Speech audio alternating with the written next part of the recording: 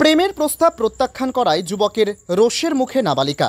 ভারী পাথর দিয়ে মাথায় আঘাত, গুরুতর আহত অবস্থায় মালদা মেডিকেল কলেজে চিকিৎসাধীন ওই নাবালিকা।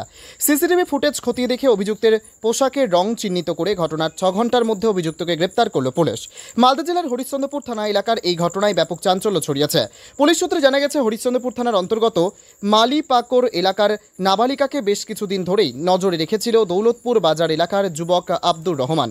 গতকাল সন্ধে নাগাদ ওই নাবালিকা তার দাদুর বাড়ির উদ্দেশ্যে যাচ্ছিল। সেই সময় রতুয়া মাঠ সংলগ্ন এলাকায় রেললাইনের ধারে নাবালিকাকে প্রেমের প্রস্তাব দেয় অভিযুক্ত। সেই প্রস্তাব প্রত্যাখ্যান করলেই তার উপরে চড়াও হয় আব্দুর রহমান।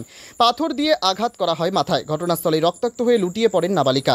সেখান থেকে চম্পট দেয় অভিযুক্ত। আশেপাশে উপস্থিত স্থানীয়রা নাবালিকাকে উদ্ধার করে হাসপাতালে নিয়ে আসে। গুরুতর আহত অবস্থায় নির্যাতিতা ওই নাবালিকা এখন মালদা মেডিকেল কলেজ হাসপাতালে চিকিৎসাধীন। এদিকে ঘটনার খবর পেতেই ঘটনাস্থলে পৌঁছায় ভালুকা ফাঁড়ি এবং হরিশ্চন্দ্রপুর থানার পুলিশ।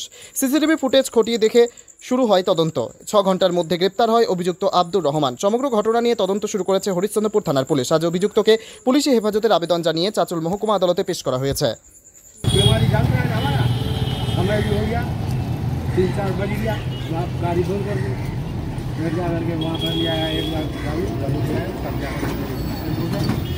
स्टेशन पे फिर जाकर